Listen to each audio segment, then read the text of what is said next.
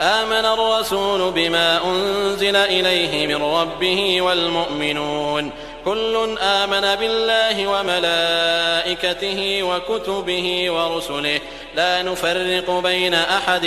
من رسله وقالوا سمعنا وأطعنا غفرانك ربنا وإليك المصير. لا يكلف الله نفسا إلا وسعها لها ما كسبت وعليها ما اكتسبت ربنا لا تؤاخذنا إن نسينا أو أخطأنا ربنا ولا تحمل علينا إصرا كما حملته على الذين من قبلنا ربنا ولا تحملنا ما لا طاقة لنا به واعف عنا واغفر لنا وارحمنا أنت مولانا فانصرنا على القوم الكافرين.